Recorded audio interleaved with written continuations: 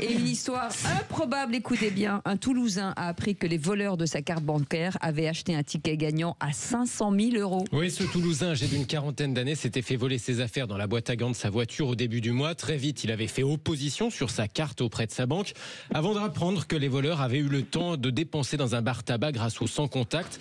Ni une ni deux, voilà notre Toulousain qui se rend dans l'établissement en question, dans le bar tabac, pour y apprendre d'une, que les voleurs de sa carte bancaire sont deux SDF, et de deux, que ceux-ci ont acheté des jeux à gratter dont l'un s'est révélé gagnant 500 000 € tout de même à la clé. Ils sont même repartis très contents du bar, forcément, sauf que 2-3 semaines après, les voleurs n'ont toujours pas contacté la Française des Jeux pour retirer leur gain. La FDJ, vu les circonstances, a gelé le ticket gagnant, et désormais, donc, cet homme appelle ses voleurs à se manifester dans leur intérêt commun pour pouvoir toucher la somme et se la partager. Nous sommes avec son avocat pour en parler. Bonsoir, maître Pierre Dubuisson. Bonsoir. Écoutez, vous avez tout résumé, c'est une situation tout à fait cocasse. Et c'est possible un arrangement à l'amiable ? On cherche à trouver un accord amiable, effectivement, avec les auteurs du vol. Effectivement, c'est très comique. C'est possible juridiquement, bien sûr, parce que c'est comme si moi je vous donnais quelques euros pour acheter des fruits et des légumes, vous décidez d'acheter un ticket de loto et que vous gagnez. Dans ce cas-là, les principes juridiques classiques, c'est un partage à égalité 50-50. C'est-à-dire que la Française des Jeux d'emblée pourrait adopter ce partage et pas poser la question de qui, dans un cas comme ça, doit toucher la somme. En général, ce qui se fait, c'est que les personnes se mettent d'accord et que l'un des deux bénéficiaires récupère la totalité de la somme et soit négocie, soit il y a un procès. L'idée, c'est d'éviter d'abord que l'argent soit perdu, puisque, vous l'avez rappelé, le ticket n'a toujours pas été communiqué à la Française des Jeux, donc les gains n'ont toujours pas été retirés. Et donc, tant que les gains n'ont pas été retirés, finalement, tout cela reste très virtuel. Et ensuite, élaborer un partenariat, une négociation amiable, bien sûr, pour un partage équitable entre mon client, qui est la victime, et les auteurs du vol, puisque sans l'argent de mon client, il n'aurait pas pu y avoir l'achat du ticket gagnant, mais sans la volonté d'acheter ce ticket par ces SDF, il n'y aurait pas pu non plus y avoir la possibilité de gagner ce ticket. Alors ça démarre mal, mais finalement c'est une belle histoire même pour les SDF, parce que c'est miraculeux. C'est partage en 3. Absolument.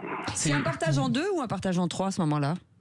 C'est à voir. L'idée, c'est que juridiquement, ce soit un partage à 50% pour le propriétaire des fonds qui ont servi l'achat, c'est-à-dire mon client. Et ensuite, ils considèrent tous les deux des SDF qu'ils ont acheté ensemble le ticket, même si c'est là avec l'argent volé, ils auront à partager les 50% pour moitié chacun.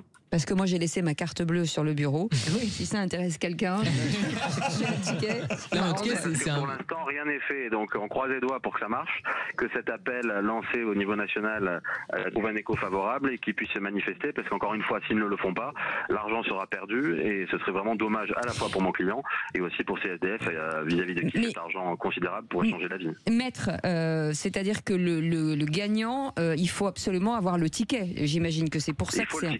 Il faut le ticket, sans le ticket. Même si la carte bleue est connectée au ticket. Bien sûr. Sans le ticket, la Française des Jeux refusera catégoriquement de verser les fonds.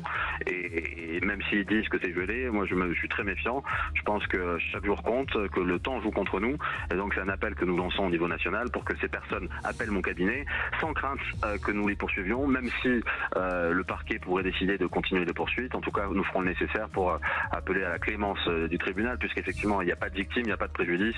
Et encore une fois, si mon client touche 250 000 € grâce à ce vol, il en sera vraiment très heureux. Et ces personnes-là aussi. Absolument. Mais est-ce qu'ils savent qu'ils ont gagné ? Et oui. Ils le savent, oui. Ils le savent. Éléments de l'enquête. Mais comment savez-vous qu'ils le savent ? Qui a été le leur. Ils ont éclaté de voix, ils ont même oublié des achats qu'ils avaient fait dans le bureau de tabac.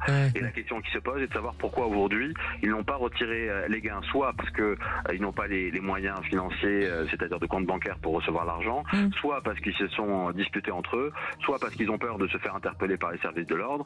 Dans tous les cas, l'objet de l'appel que nous avons organisé au niveau national, c'est justement de les rassurer qu'ils appellent mon cabinet, ils ne risquent rien, on fera le nécessaire pour que tout se passe le mieux possible, et évidemment nous ferons aussi le nécessaire vis-à-vis du procureur pour en appliquer la sagesse, puisque pas de victime, pas de préjudice, donc pas de problème. Donc le cabinet de maître Pierre Debuisson, on le dit si ces deux SDF nous écoutent. Espérons qu'ils écoutent Sud Radio. Merci beaucoup maître, et puis on croise les doigts pour tout le monde, parce que ça rendra bien entendu tout le monde heureux. Merci beaucoup d'avoir été avec nous, vous restez avec nous, on fait une petite